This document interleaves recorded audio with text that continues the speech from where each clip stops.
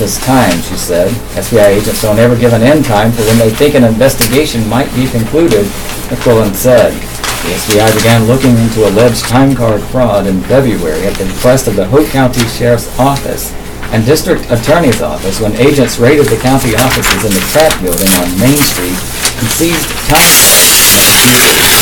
Agents later served a search warrant at the county's Internet Technology Department for full information from the county's computer servers. Human Resources Director Latanya Benjamin resigned the day after the SBI raid, and according to County Hired Attorney Jonathan Charleston, allegedly admitted to altering Hope Sheriff's Office Deputy Dietrich Graham's overtime pay. Benjamin and Graham were supposedly in a romantic relationship at the time, according to reports. The Sheriff's Office fired Graham the day after the SBI raided the county office building. The county hired auditing from Jerry Becker to conduct an internal investigation into overtime irregularities.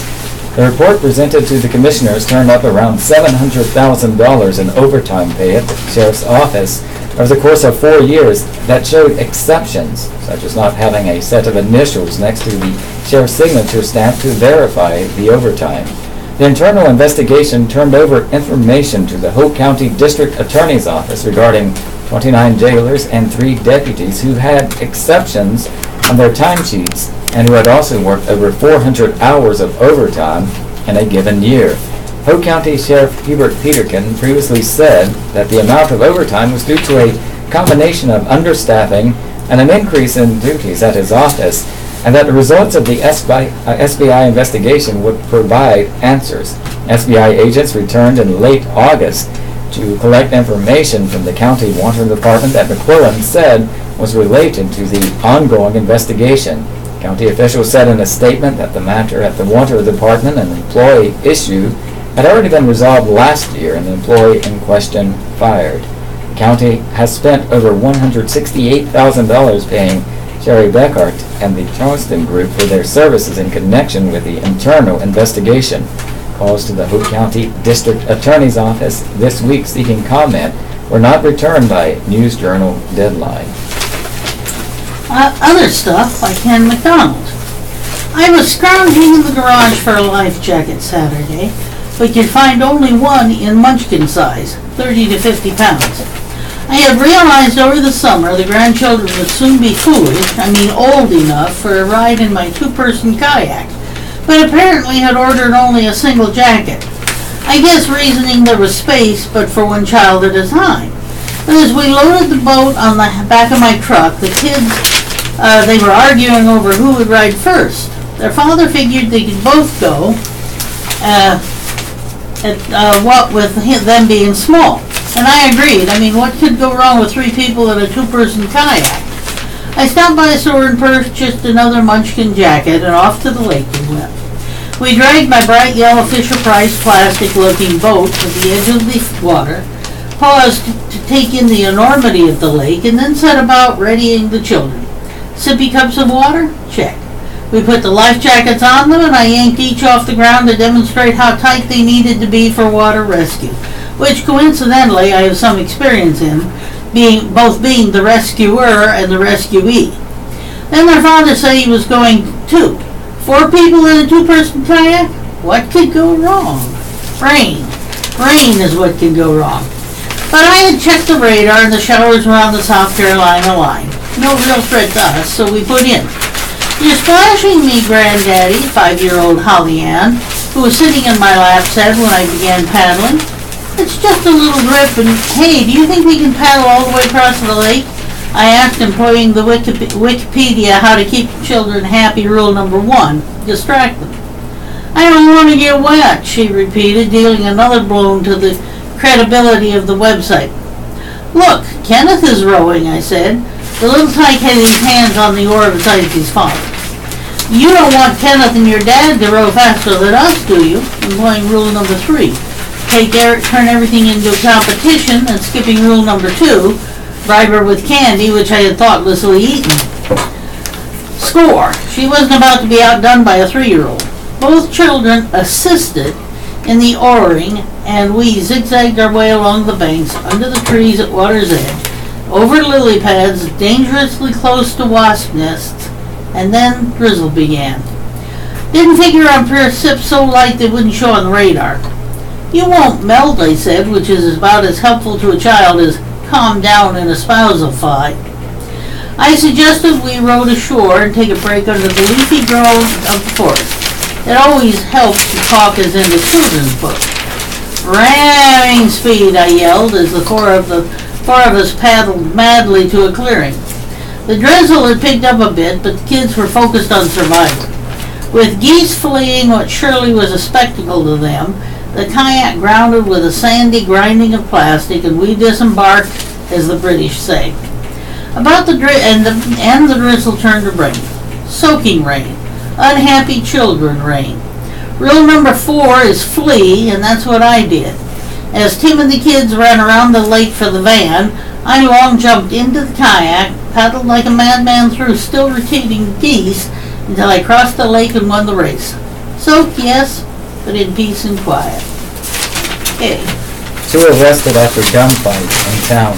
Officers with the Rayford Police Department arrested 2 people last week wanted for allegedly breaking into a building and stealing items and then exchanging gunfire with one of the reported victims. Investigators arrested Dustin Lee Ellis, 20, at the 100 block of Buckhorn Drive, and Kyle Jordan Davis, 21, at the 2300 block of Highway 401 Business in connection with the break-in. The listed charges include assault with a deadly weapon, discharging a firearm within Rayford city limits, possession of stolen property, breaking and entering, felony larceny, breaking and entering a motor vehicle, possession of a controlled substance, and possession of drug paraphernalia. Officers arrested Ellis September 29th, and he received a $100,000 bond. Authorities arrested Davis October 1st, and he received a $200,000 bond.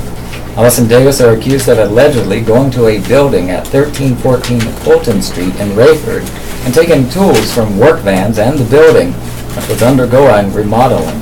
During the incident, Dustin Ellis and Kyle Davis were seen by the victims taking property, according to a media statement from the Rayford Police Department. William Hunt and Leslie Swartz reportedly saw the 2 suspects taking the property from the work site. When Hunt confronted them, Ellis fled on foot and police officers apprehended him.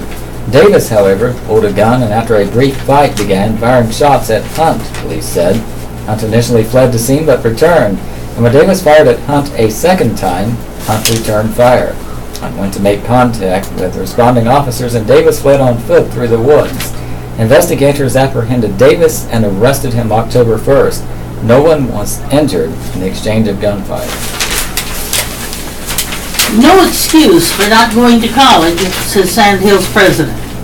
Information session is October 17th by Ken McDonald. Heads up, middle and high schoolers. A lack of money will no longer keep you from going to college. Jump through a couple of double hoops to prove you perform at least C-level work, then your tuition and technology and activity fees will be covered at Sandhills Community College. It's a Sandhills promise. Now isn't that good? And that applies to grads of public, private, and homeschools.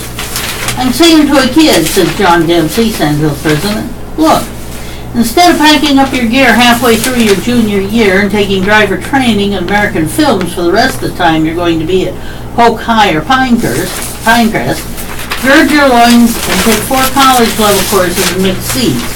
Do something for your country, so to speak, and you'll do that. Then you can have this scholarship. Here's the deal, and it's for Hope and Moore residents. Take 2 college-level classes at your high school your junior year and 2 in your senior year and earn at least C's. Complete the usual FAFSA and Sandhills scholarship applications annually.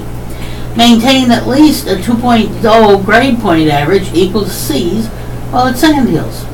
The scholarship is worth roughly $2,000 per year. A lot of money, says Dempsey, for many of the kids he finds in the classes he teaches several times a week. I know how many of these kids are in situations where $500 is a life-changing amount of money, he says. If I can't get my car fixed, if I can't get new tires on my car, I can't come to school. It's as true for these kids, it's true. Dempsey spoke passionately, interrupting himself as he talked at his favorite off-campus hangout, a coffee shop off Southern Pines. The poorest families, he says, have options as do the richest, but many in between get no help and can't afford college. It is true that folks at the very bottom end are taken care of, financially at least. The folks at the top end, they're not, you know. I've had people say to me, well, what about all those rich people? Are they going to pay for that? They're not sending their kids to Sand Hills. Who are you kidding? They're going to go to Wake Forest.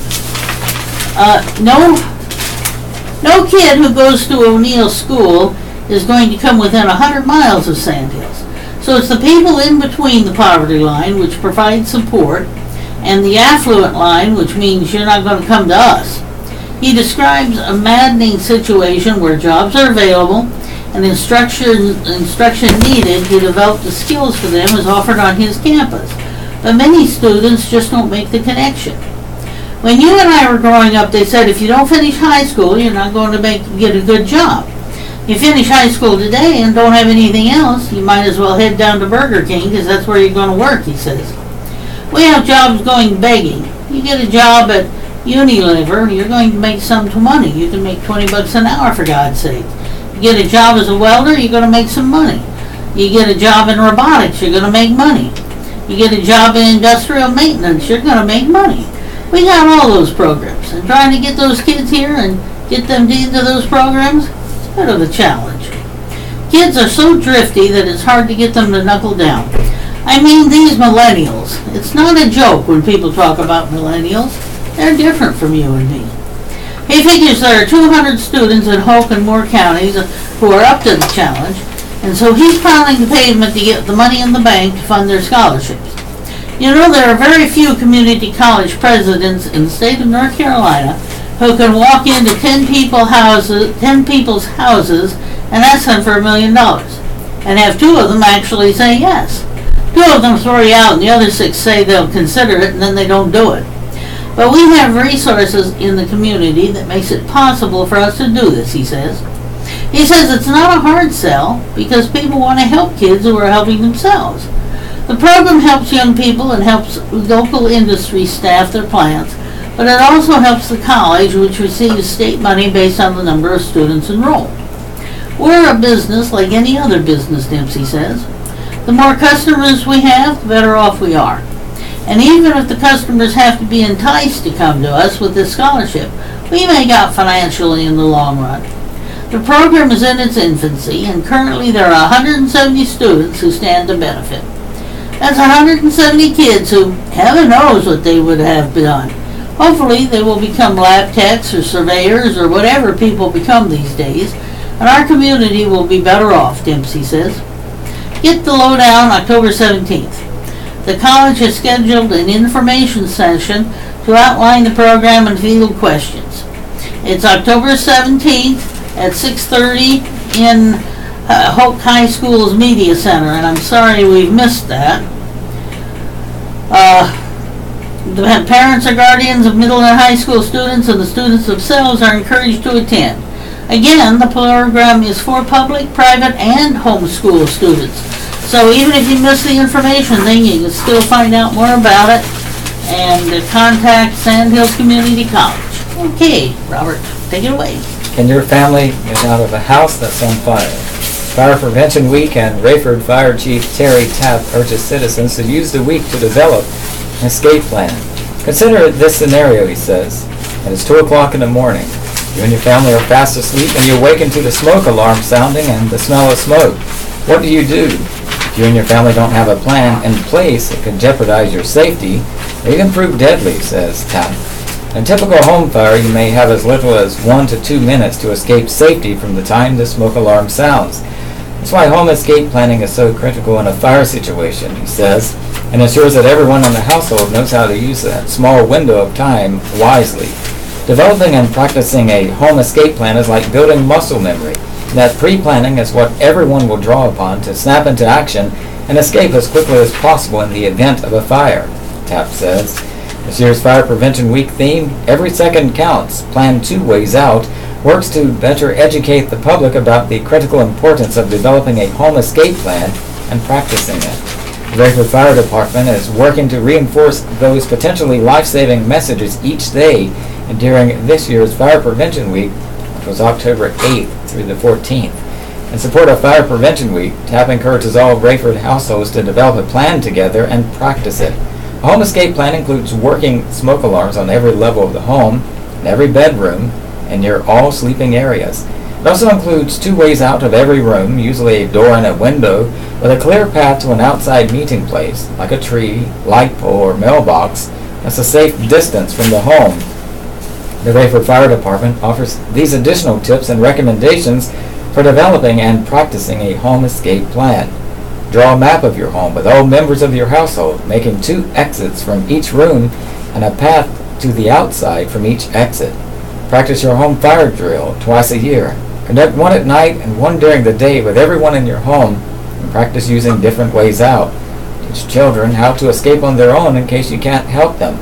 Make sure the address numbers of your home is clearly marked at or near the front of your home so it's easier for the fire department or other first responders to find your home. Close doors behind you as you leave. This may slow the spread of smoke, heat, and fire. Once you get outside, stay outside. Never go back inside a burning building. Please give the Rayford Volunteer Fire Department a call at area code 910-875-5150 or email rayfordfd@gmail.com and arrange for them to come out to your home and check your smoke alarms.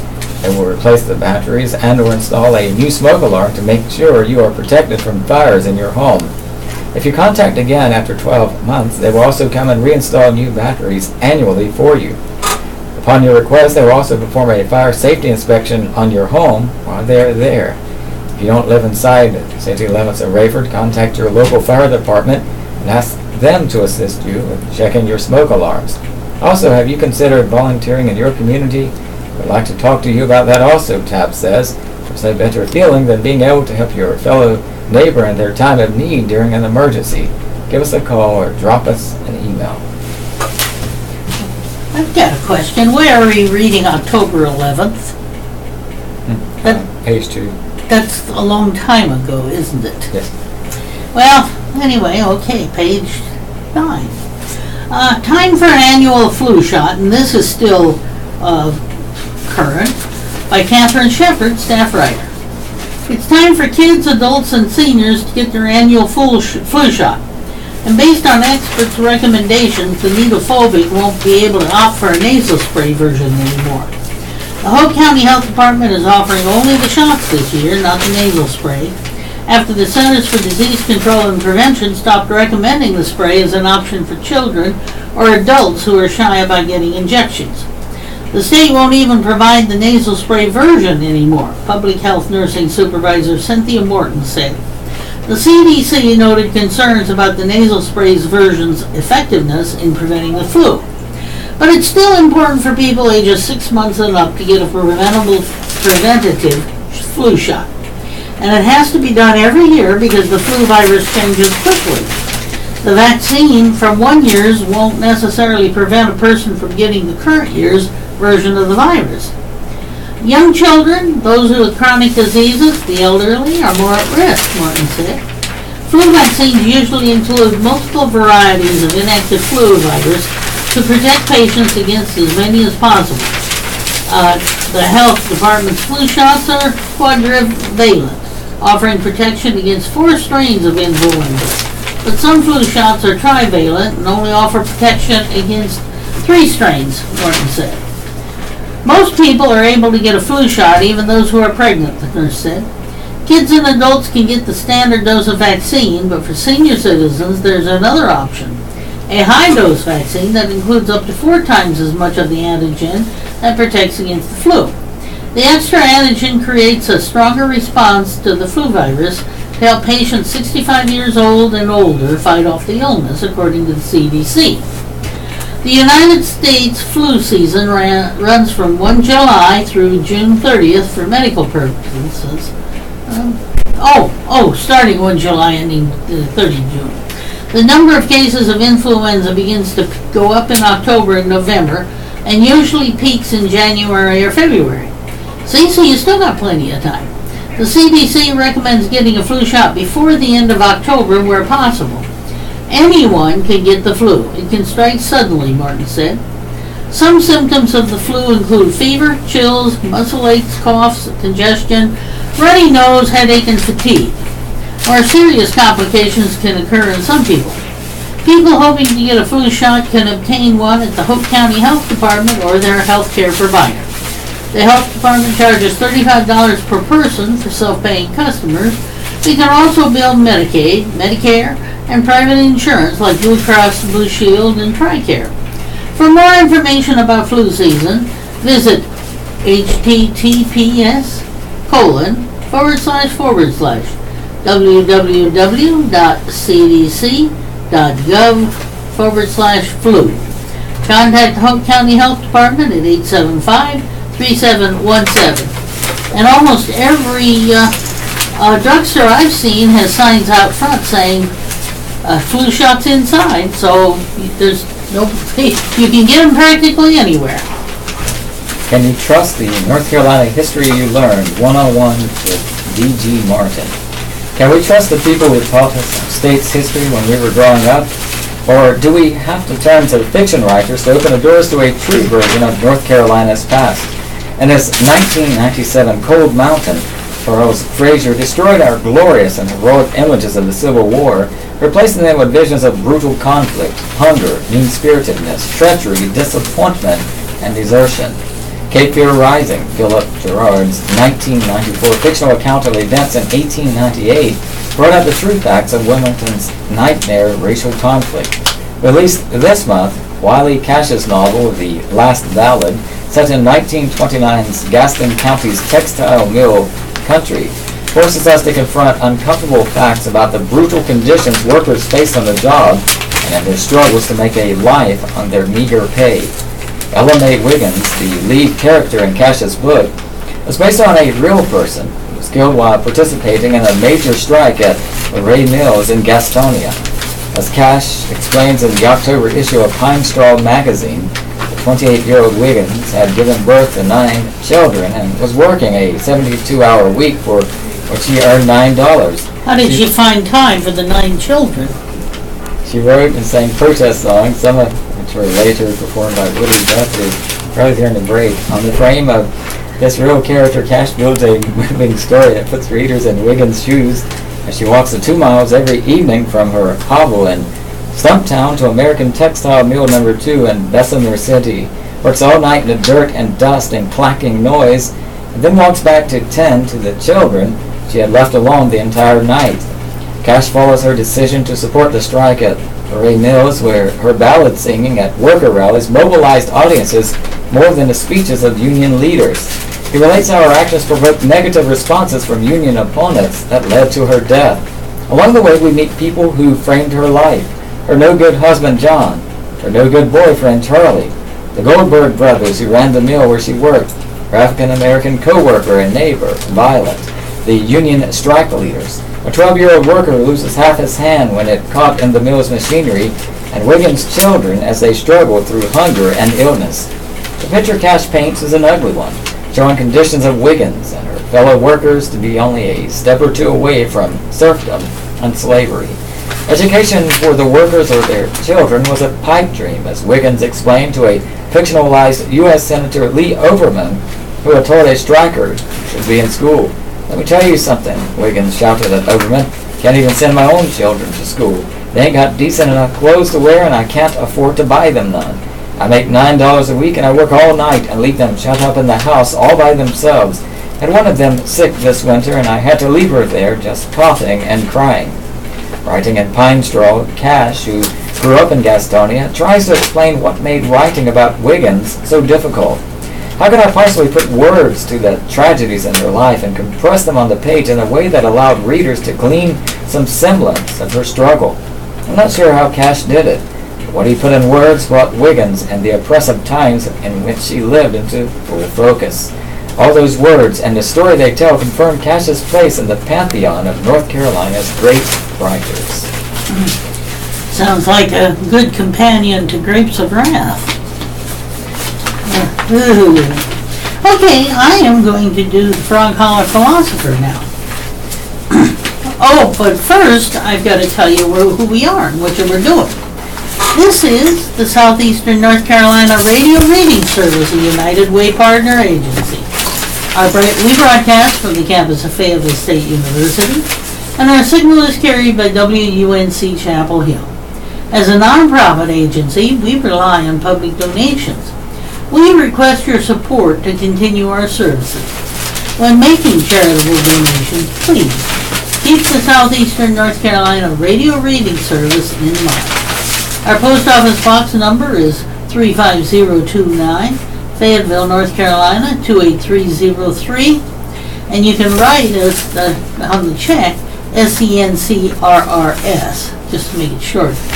If you have any questions or comments, please call 910-672-1600 or our toll-free number 1-844-709-5656. Your radio hosts today are Carol And Robert? and we are proud to serve you today. To continue, I'm going to do the Frog Holler Philosopher by Ron Huff. The front porch at Frog Holler is a spider's paradise. I suppose it is a combination of 1,000 flowers with light spilling from the kitchen window at night that makes it a 24-hour-a-day draw for insects. Where there are insects, spiders live their stealthy, predatory lives. Neither the insects nor the spiders bother me to any extent. The ceiling fan gently nudges the flies out of attack range, while the spiders show no interest in me at all. They build their webs in all the nooks and crannies that the porch provides. They simply build up until we have guests, which prompts a quick sweep with Webster, the ingenious webmaster that somehow snags the web but easily allows one to separate them, preparing for another sweep.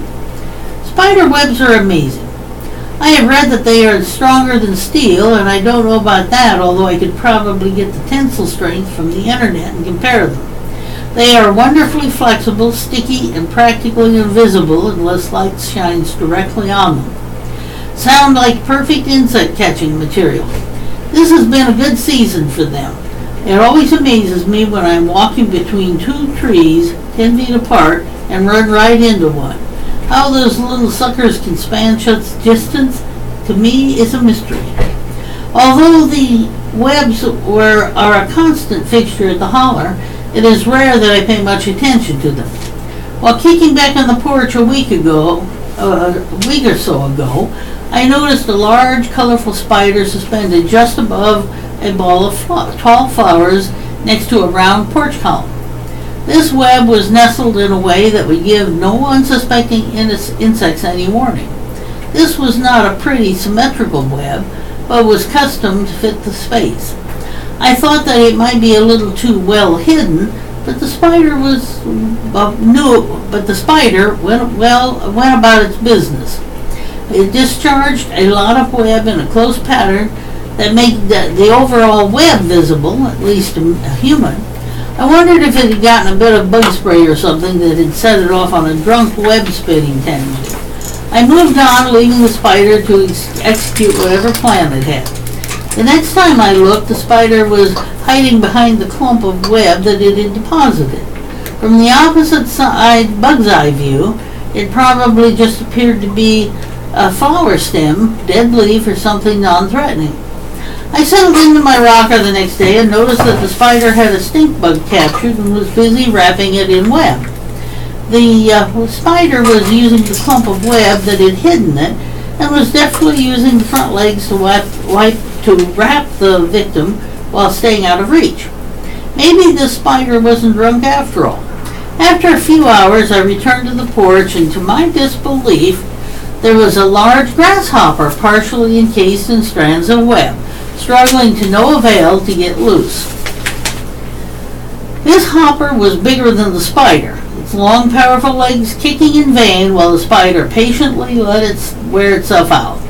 A few minutes later, the wrapping resumed until a complete cocoon was formed. Soon afterward, there was another victim trapped. The spider secured it, but not completely, before moving on to feast on the grasshopper. It moved the hopper behind the web screen and hovered over it like the Martians in War of the Worlds hovered over the humans. These two big bugs were practically invisible from the sunny side. I figured it would suck the grasshopper dry, leaving an empty shell, but a later visit showed no sign of the grasshopper. The spider had swelled up with all that nutrition. I could practically hear its internal web factory processing more material. The spider had it going on. I found another web by a similar spider between the house and the garage. This was a beautiful symmetrical web, but it was not positioned so that a breeze could blow right through it freely, as did the grasshopper catcher. I'm keeping an eye open to see if perhaps it has other features that make it successful. I wonder what these spiders think of a big, seemingly harmless creature like me prying into their world. But I don't know, they don't know it, but I am just on the lookout for the perfect website. More later. There's a political cartoon of two skeletons with both of their hands placed on the table and they're leaning forward in anticipation. And there's two dialogue balloons, conversation going on with someone who's not seen in the actual cartoon. One person says, "I like your Halloween art." And the other person says, "Actually, I call it Commissioner's Weight on SBI report." Legislative damage continues unabated by Thomas Mills, Politics NC. The General Assembly's never-ending session continued doing damage to the state last week. Republicans sent unfunded mandates that will hurt counties and schools. They continued micromanaging the Attorney General's office to spite Democrat John Stein and leave the rest of us less safe. They overrode Governor Roy Cooper's veto of a pollution protection bill that leaves our drinking water less safe. Finally, they continue to try to rig elections to favor Republicans by gerrymandering judicial districts and canceling elections. You read that right. Schools and counties across the state are already struggling under budget cuts handed down by Republicans since they took power in 2010. Now Republicans are reducing class size and lower grades without funding the additional expense of more teachers and more classrooms. Smaller class sizes are desirable. The legislature's lack of funding will cost schools and students art and music classes, and in some cases, physical education. It's a continuation of their strategy to reduce school funding while claiming public schools are failing. Republicans have been playing games with our safety ever since Josh Stein won the Attorney General's race by defeating a sitting Republican state senator. First, they cut his budget by $10 million without warning. Now they're forcing Stein's office to take up appeals that he has no money to defend. The result will almost surely be more criminals on the street. For that, we can thank a vengeful GOP playing politics on our safety. When we learned that a pollutant called Gen X had been dumped into the Cape Fear for years, Roy Cooper and local officials requested money to study the impact and prevent further contamination. The GOP gave them less than $500,000 to protect the water supply of Wilmington, one of the state's major cities. That's not enough to do anything but send a reassuring message to polluters. State Representative Justin Burr, a Republican from Stanley, proposed a major overhaul of judicial districts to make districts more favorable for Republicans.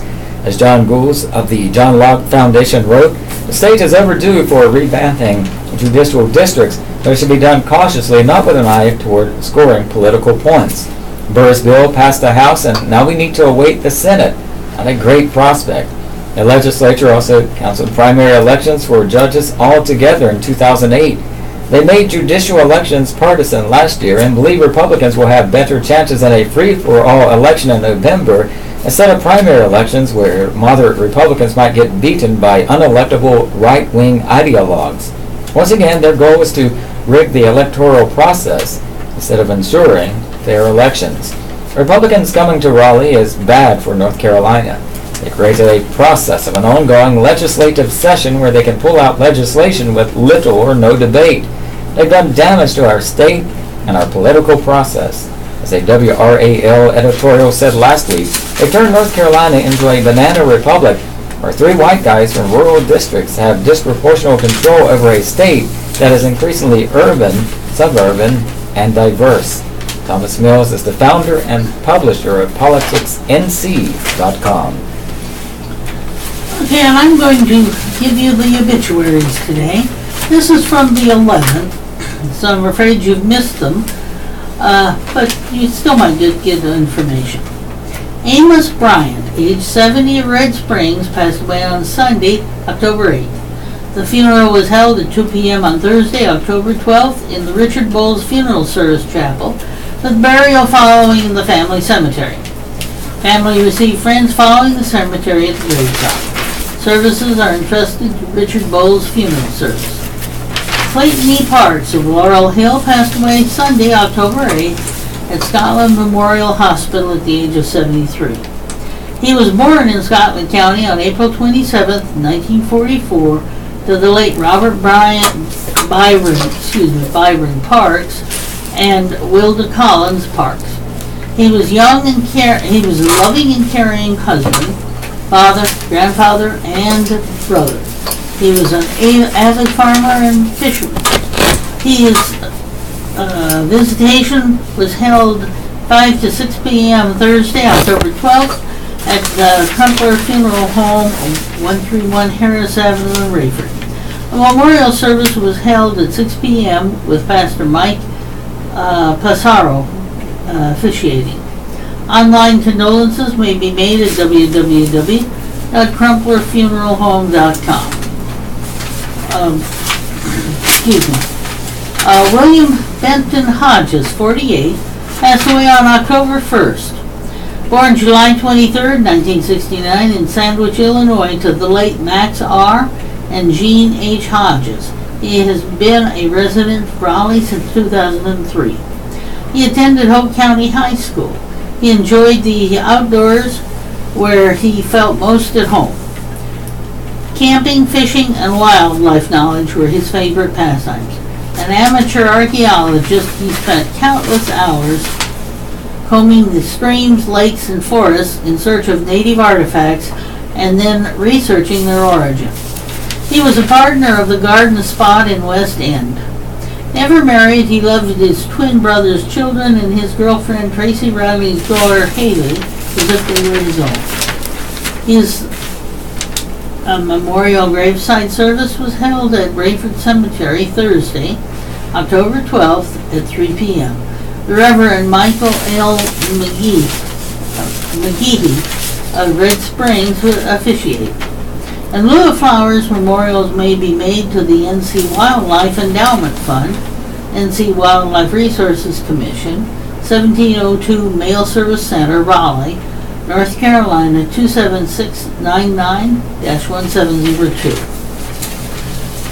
Samuel Eugene Ted Teal, age 87 of Laurinburg, formerly of Rayford, passed away to his heavenly home on October 4th. A celebration of life memorial service was held at 2 p.m. on Sunday, October 8th at St. Luke United Methodist Church. Committal with military honors followed in the St. Luke Columbarium.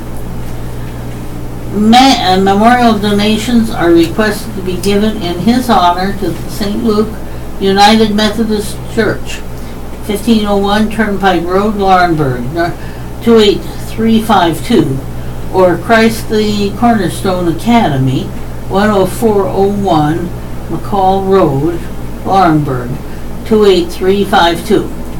Services entrusted to Richard Bowles Funeral Service. Bessie Lee McNeely, 78, of Rayford, died Sunday, October 1st. The funeral was held Tuesday, October 5th at 3 p.m. in Buffalo Springs Baptist Church, Rayford. Burial followed in the church cemetery. Purcell Funeral Home in Laurinburg is serving the family. Online condolences can be made at www.purcellfuneralhome.com. Raymond Hootie Hoot Wallace died October 3rd at age 67. The son of Annie Flora Wallace and the late Roy Wallace, he was born on March 7th, 1950 in Hope County. He attended the public schools of Hope County and was skilled in plumbing and painting. He was a member and trustee of Prayer Deliverance Center in Rayford. He was known as Hootie Hoot, loved his dog Pete, and loved making jokes. He is survived by his, not doing that. The funeral was held Saturday, October 7th, 1 p.m. in Buffalo Springs Missionary Baptist Church, with burial in Buffalo Springs Church Cemetery. Vernell McGregor, son of the late Harvey Lee and Mabel McGregor, departed this earthly life in his wife's loving arms on October 6. He was born August 6, 1943 in Rayford. He was kind and compassionate to every person he met and had a most forgiving heart of anyone you would ever know. He welcomed everyone in his home, loved to have fun, and made sure his wife fixed them a good meal. He was known by his friends and family as Money Mac, Vern, or Pip, a pup, but Honey by his dear wife. In addition to his parents, he was preceded in death by his daughter Jewel McGregor, 3 sisters, and 2 brothers. The funeral was held at 1 p.m. on Thursday, October 12th, at Eastside Church of Christ, 536 Barbara Jane Avenue, Winston-Salem. The funeral will receive friends from noon to 1 p.m. at the church and other times at the home on Cleveland Street. That's Crawford Street. I am so sorry. Crawford Street. Committal followed in the Evergreen Cemetery. Unkind condolences may be expressed to the family at www.robertsfuneral.com. Okay. And there was a picture of runners waiting to get started in the early morning of October 7th at the Puppy Creek Fire Department 5K for breast cancer awareness. The run raised over $10,000 for Cape Fear Valley Hope's breast cancer program, and more than 220 runners participated. The event was held at the Cape Fear Valley Hope Campus Hospital. And now Extension Today with Celeste Newman, Parents as Teachers. Safest home is one with no guns.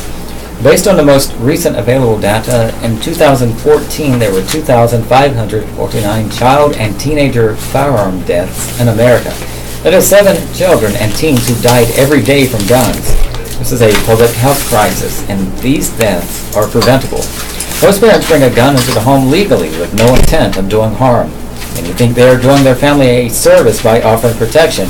Yet it is these guns that cause the majority of gun deaths and injuries. A gun in the home is a significant risk factor for homicide, suicide, and unintentional shootings. A firearm is much more likely to harm a family member, such as a child or teen, than to help prevent or deter a crime. Children under the age of 5 may not understand the danger of guns because they do not yet have a clear understanding of death. So it is important to teach them these simple gun safety rules. Never touch a real gun. Move away from a gun if you see one. Tell an adult right away if you see a gun.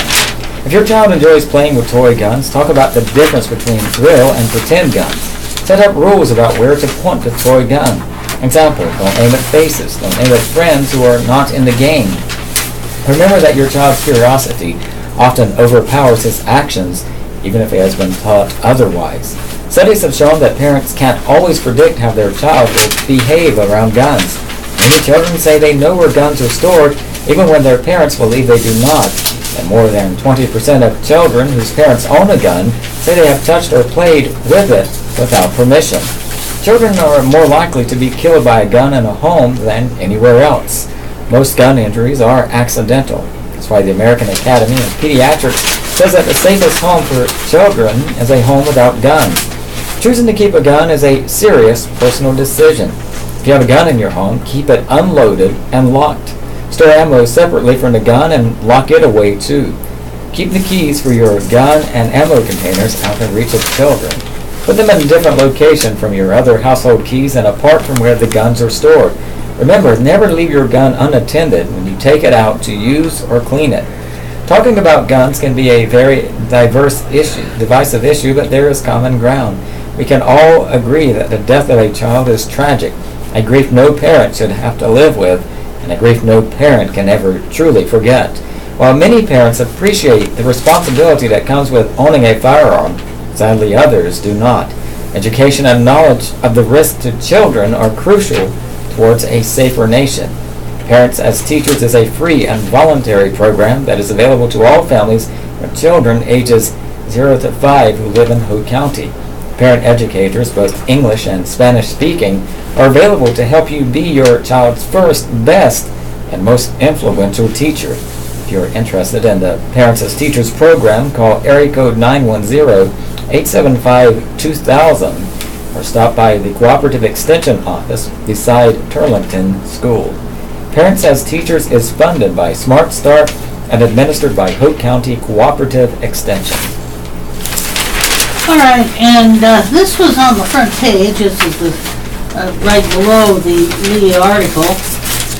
Decision on county's group home mistake put off until board's November meeting.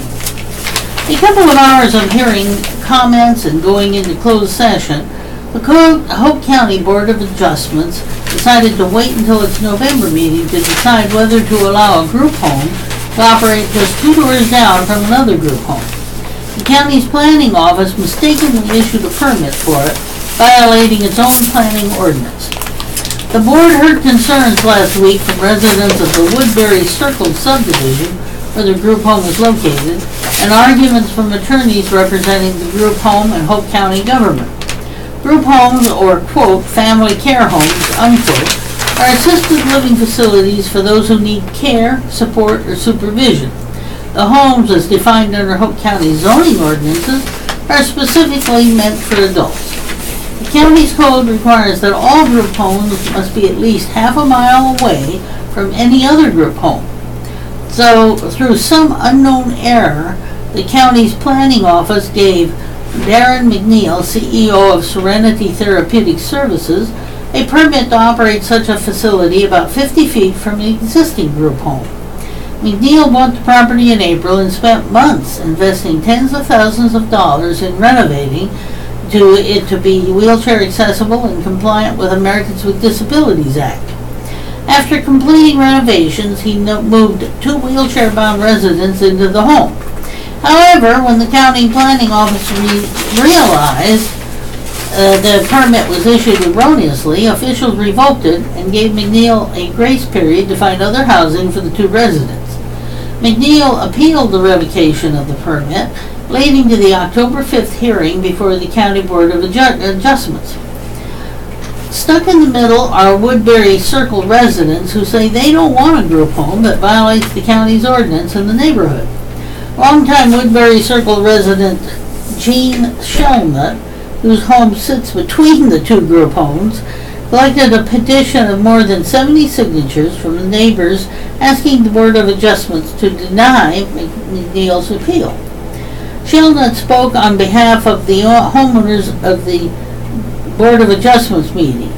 An overwhelming majority of Woodbury residents don't want the second group home there against county ordinance, he said. The owners on the petition that I presented you are furious that the permit was initially issued, and we are adamantly opposed due to the violation of the existing county code. We ask the board to maintain the trust of the citizens of Hope County and the trust of the Hope County elected officials who appointed you to your position. And we trust that you will deny the request for the appeal, Shelnut said. Several dozen residents of Woodbury Circle attended the meeting with Shelnut, speaking on their behalf, and stood when requested to show their approval. Shelnut said he tried from the start to find out what was going on. He visited County Planner Robert Farrell's office in the spring and told Farrell that if the county allowed the second group home, it would be violating its own ordinance. I was informed that any person requesting to establish a group home at 311 would be denied due to that existing code, Shelnut said. I would visit Mr. Farrell's office weekly for any update, bi-weekly at the latest. I informed him in early May that renovations had begun. He informed me that he couldn't stop someone from renovating their property. However, no permit would be issued. But by that point, Farrell's office had already issued the permit, apparently without the county planner realizing the error. For several months, Shelnut tried and was unable to get clarification about the status of the permit. It wasn't until an election official paid a visit to his home that he received more information and began circulating the petition. The county planning office did not deny that the permit was issued in error. The county attorney Grady Hunt brought up the number of questions about the matter. Hunt questioned McNeil about the ownership of the property, his timing in purchasing the house, and whether McNeil knew that there was another group home 2 doors down when he bought the property, which McNeil repeatedly denied knowing. An attorney representing McNeil argued that the law is on McNeil's side, and if the county revokes the permit, the county could end up losing a court battle over the matter. After hearing almost 2 hours of comments, discussion, and questioning, the Board of Adjustments went into a closed session. After returning to open session, the board members heard final statements from the attorneys and recessed the meeting. The board will make its final decision in the matter at the next meeting on November 6th. Okay. And we get letters, and just follow them blindly. Ron Hartman, chair of the Hope County Republican Party, writes to the editor, "Last week, Jim Davis's letter to the editor was an impassioned plea for unity and togetherness. To me, it sounded like a man who was afraid of losing control. It is a fact that Hope County is being investigated by the North Carolina State Bureau of Investigation, and there are charges of financial mismanagement, which makes you wonder about the leadership in the county. It also explains why there are multiple candidates running for county commissioner from both parties. If everything was fine and dandy, there would be no reason for a call to unity. My opinion is that he was saying, circle the wagons, don't listen to the other voices, and don't pay any attention to what is happening. Just come follow me blindly so we can keep doing the same old, and Democrats should bring balance." Hal Nunn of Brayford writes to the editor, "It was a great, enter sarcasm, letter to editor from the Democrat Party chair in Hope County last week on togetherness. I too served as a party chairman, but for the Hope County Republican Party, and am current vice chair and very concerned about the direction of this county. Oh yes sir, we do need to bring the community together and stop dividing people by race. How about stop going into nursing homes and cultivating votes of mentally handicapped senior citizens without consent of family members? My family and I have made Hope our home since 2001, an active duty U.S. Army, and then decided to stay in this county. Heard so many great things about the city and county. Figured we'd make a home here. Well, since working for the News Journal since 2002 and hearing and learning the underbelly of Hope County government, I'm disgusted at your comments about concerns of this county and aiding and trying to make it better. Isn't this county entirely run by Democrats? Unity Breakfast is more like a please vote for me event, all Democrat. And although Miss Troutman is probably a great person, if she is courting you for elected position, all one needs to do is look at who is responsible for a local government that is broken, under investigation by the SBI, financially hurting and making sure those people are reelected year after year after year. I digress. Hey folks, how about these next 2 elections? Try something different for a change? Vote for people by the content of their character and not the color of their skin. I think there will be plenty of choices that will bring this whole community together. It's called balance. Editor's note, Nunn reports sports for the News Journal. His opinions are his own and not the News Journal's. All right, and this is the Southeastern North Carolina Radio Reading Service, a United Way partner agency.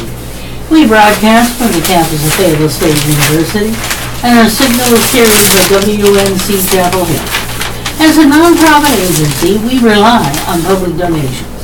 We request your support to continue our services. When making charitable donations, please keep the Southeastern North Carolina Radio Reading Service in mind. Our post office box number is 35029, Fayetteville, North Carolina 28303. If you have any questions or comments, please call at 910-672-1600 or our toll-free number 1-844-709-5656. Your radio hosts today are Carolyn And Robert. and we are proud to serve you today. Head them up with the Dun Daily Record now, I guess. I don't have it. Oh, here it is. Okay. I get to start with the Dun Daily Record of October 13, 14, 15. Put on my dancing shoes. Okay, this is the lead story. Is this going to be the one? Or is this too late?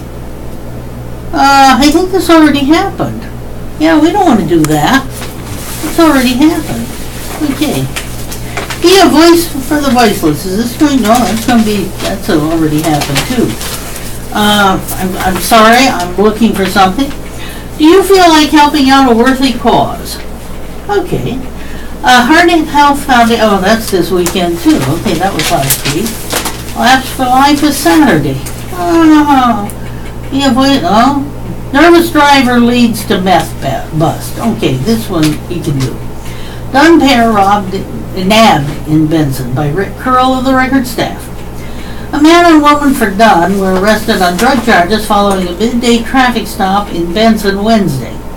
According to a Benson police report, Sheriff Lynn Benson, 46, and Julia Denise Sullivan, 50, were arrested after a search produced a total of 3.5 grams of methamphetamine hidden in the pockets of both suspects. A straw containing what appeared to be residue from illegal drugs was also seized from the woman's purse. Benson Police Chief Kenneth Edwards and Detective Sergeant Danny Lucas were patrolling the area of Main Street near South Fayetteville Street around 1:27 p.m. when a sudden acceleration by the driver caught their attention. As a license check was in progress, excuse me, I'm going to turn the page here. A license check was in progress.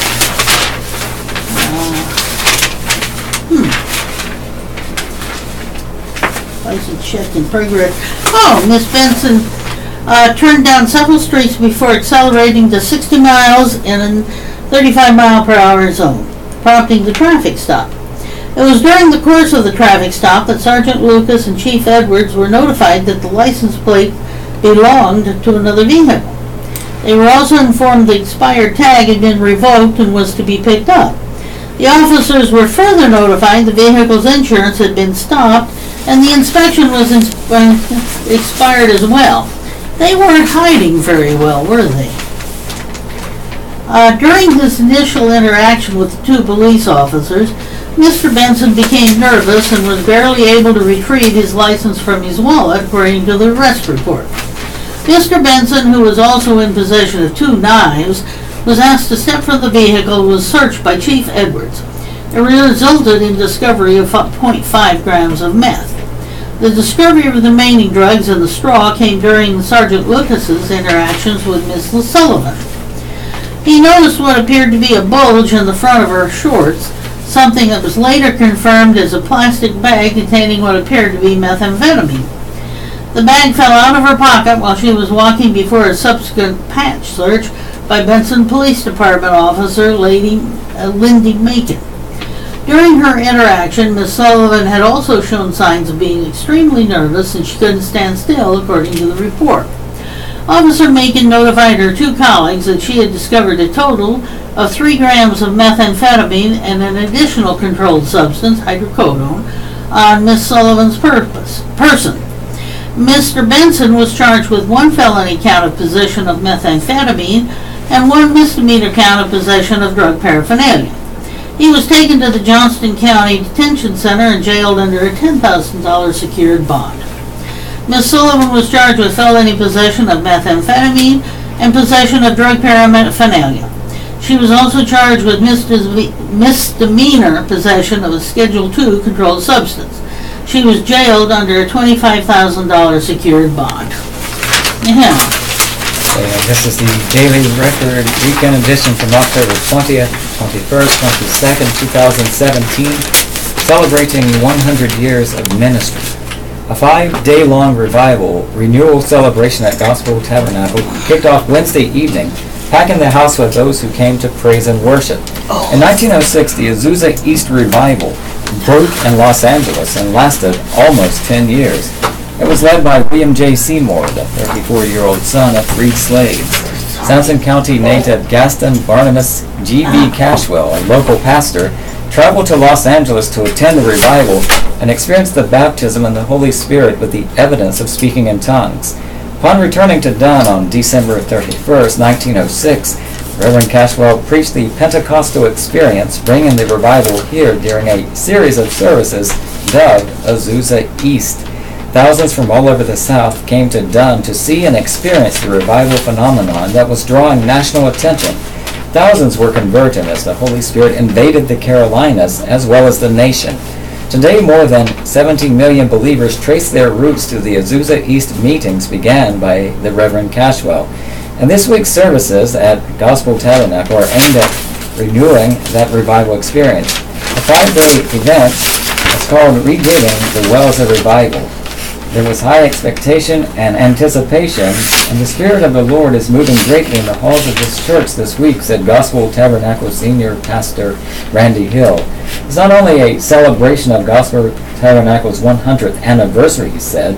The Bible in Genesis chapter 24 talks about redigging wells of faith.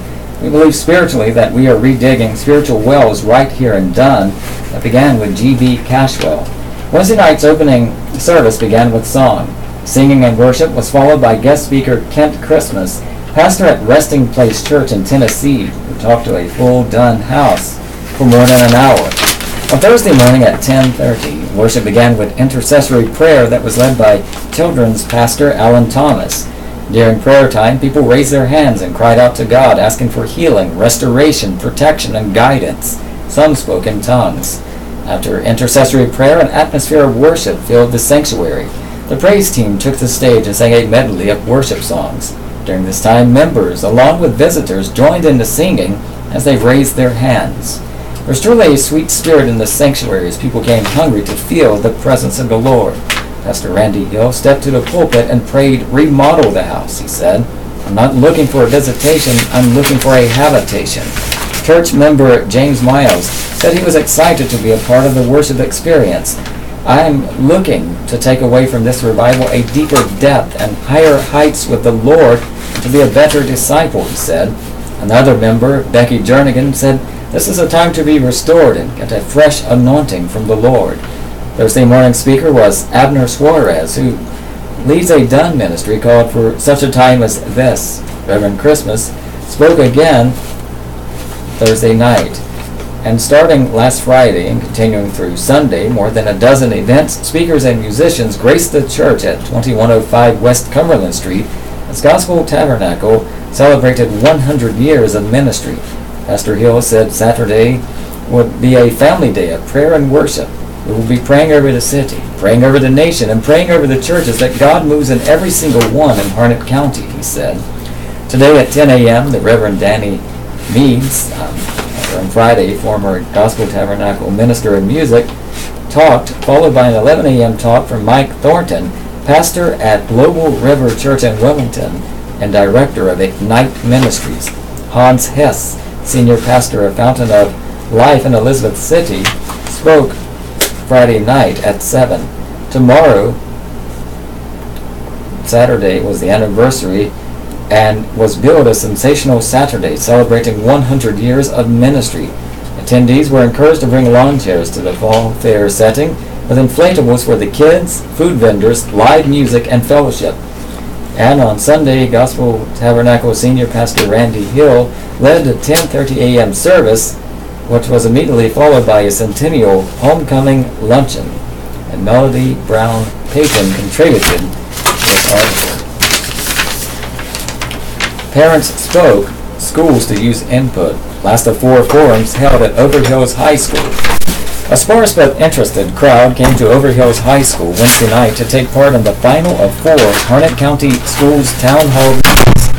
Harnett County School Superintendent Dr. Aaron Fleming, along with School Board Chairman Bill Morris and Vice Chairman Eddie Jaggers, fielded a wide array of questions as well as trying to map out the future of the school system. The final of 4 scheduled town hall meetings this fall. Dr. Fleming called this series of meetings a success.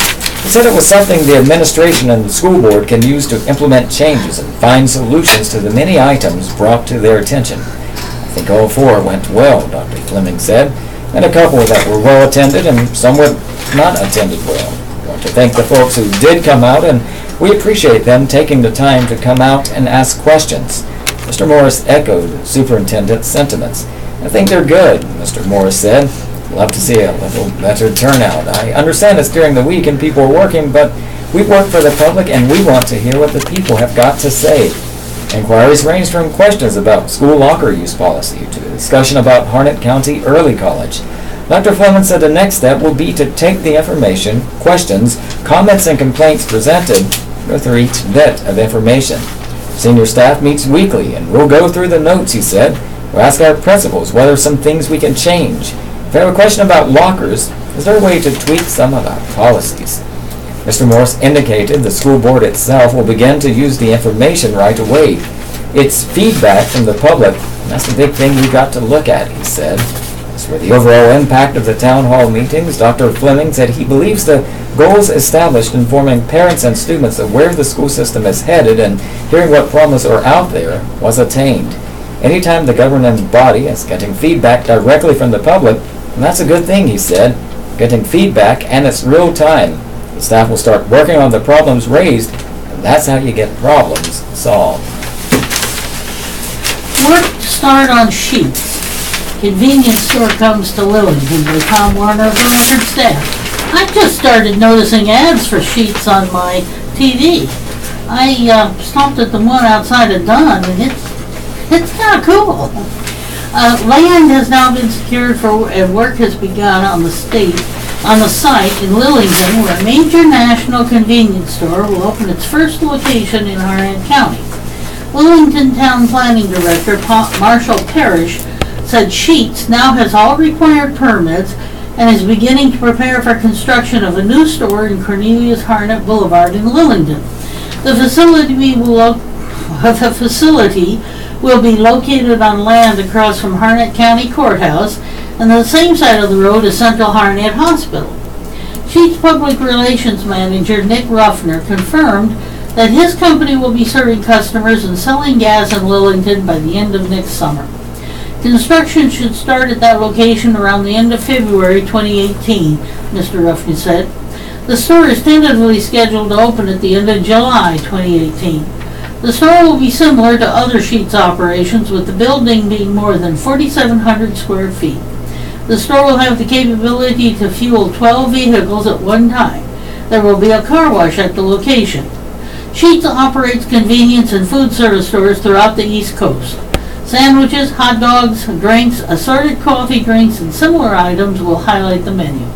Lillington Mayor Glenn McFadden said the town welcomes the new business. The town board is very excited about the addition of Sheetz to our community, Mayor McFadden said. The growth from the hospital and Campbell University is a major economic engine for the town of Lillington. We look forward to working with Sheetz. In the immediate area, the company operates stores at the East Crossroads and Switchway Verita, Gardner, Apex, Raleigh, and other towns. Sheetz was started by Bob Sheetz in Altoona, Pennsylvania. He purchased a dairy store and turned it into the first Sheetz location. The company continues to be run by the Sheetz family. How cool. Piece of Dunn history returned. Original vase given to Howard House in memory of Charlotte Howard. A small piece of Dunn history was returned Wednesday when a family donated an heirloom to a local historical site, along with a financial donation to help preserve it for the future. The family of Kenneth Lewis Howard donated a vase that was originally in the Howard House back to the Dunn Women's Club, which now owns and operates the facility, which is often rented for weddings and other celebrations. Thomas Howard, Mr. Howard's great-grandson, made a donation in honor of his late wife, Charlotte, who died October 12th. Mr. Howard and his wife, affectionately known as Charlie, were married in the Howard House in 1992. They were originally given the vase, which was returned Wednesday as a wedding gift. The vase is one of the few original pieces that was used in the original home. It is one of the only things left that was in the original house, and now it is back where it belongs, Mr. Howard said as he made the presentation to Dunn Women's Club President Sarah Titchener. I feel like I am giving part of my wife back to the house. Mr. Howard also donated what equaled one day's rent of the Howard House back to the Dunn Women's Club. The donation amount was $850. The Howard House, located on South Layton Street in Dunn's residential area, is a historic site which was built between 1908 and 1909. was taken from a replica of the North Carolina house constructed in 1907 for the Jamestown Tercentennial Exposition in Virginia. President Theodore Roosevelt presided over that exposition. Mr. Howard and his family lived in the house until 1934. The home was placed on the National Register of Historic Places in 1982. Mr. Howard owned a lumber mill and personally handpicked the yellow pine used in the home's construction, allowing it to cure before building. The house was sold to the Dunn's Woman's Club in 1953. The family sold it to the Woman's Club when they couldn't keep it up anymore, Mr. Howard said. Mrs. Titchener said the vase will be proudly displayed. It's very generous and we really appreciate it, Mrs. Titchener said. In addition to the Woman's Club, another organization now helps maintain the site. The Howard House is a committee formed in 2002. The goal of the committee has been to raise needed funds for the preservation and renovation of the home. A huge renovation has taken place and has recently been paid off. Both the Dunn Woman's Club and the Friends of the Howard House have a goal of providing an affordable venue for weddings and other functions. Several members of the Howard family were on hand for the event. Among those were Thomas Howard's brother Ken, who was the director of the North Carolina Museum of History in Raleigh. The brothers' uncle, Dunn native Bartlett Cecil Johnson, and their cousin, Jeff Johnson, was also on hand at the Howard House on Wednesday. Others on hand from the Women's Club of Dunn, in addition to Mrs. Titchener, were Joyce Broughton, Patrice Thompson, Mary Pope, Sharon Stevens, and Barbara Bynum. Well, here's two little shorties. The first is a homeless man charged with stealing a horse. A homeless man in the Willington area now faces felony charges after allegedly stealing a horse from a farm in the northwest part of the county. William Joe Matheny, 43, who is listed as a homeless person, is charged with felony larceny of a horse, swine, or cattle.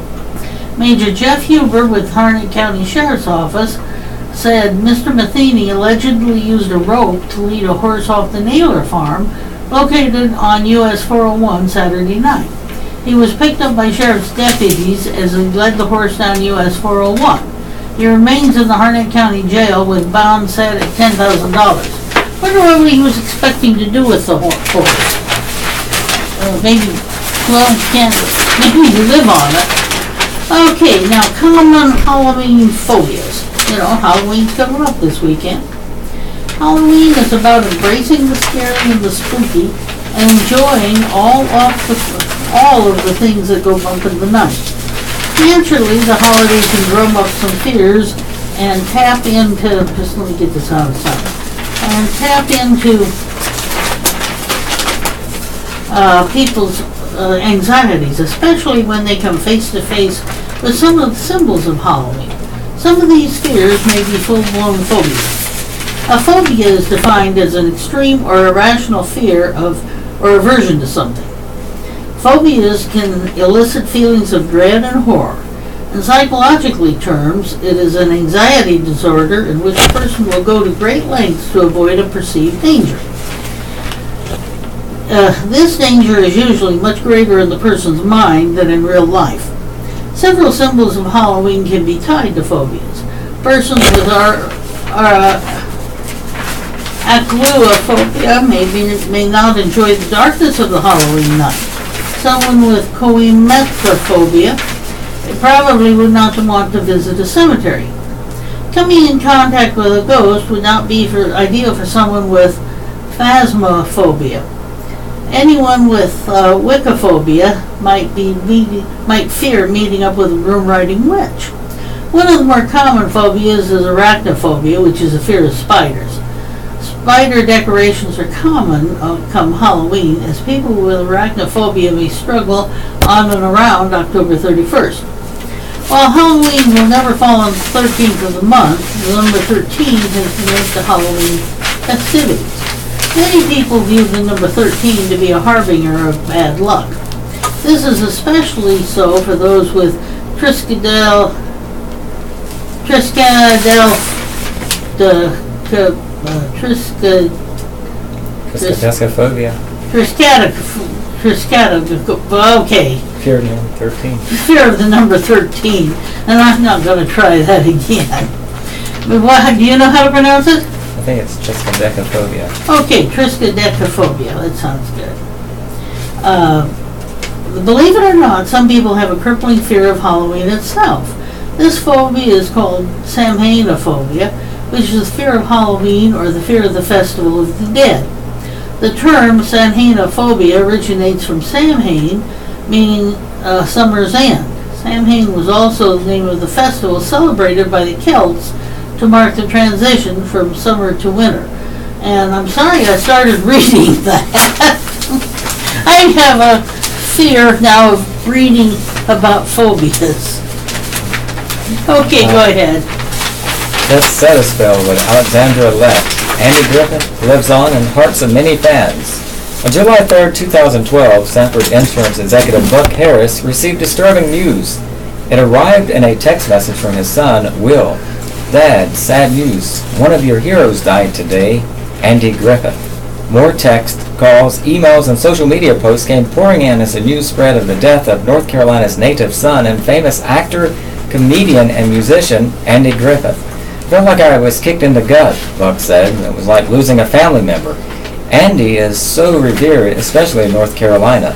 Others knew that Buck was the #1 local enthusiast about the Andy Griffith Show, so he was interviewed for an article in the Sanford Herald. On July 4th, the newspaper's front page featured a huge headline, Legendary Actor Griffith Dies, with the subhead, Actor's Fans Recall Sheriff of Mayberry. The article highlights a big picture of Buck surrounded by memorabilia. Buck's office is packed to the brim with photos, books, paintings, model figurines, and a life-size post of Deputy Barney Fife. Most of it's been given to me by friends, Buck said. I got hats from all over, and even a jar of Mayberry jelly, and numerous things people have sent me. I've never been gifted these things as much as I have collected them. Buck is among millions of fans who feel that Andy is a part of their family.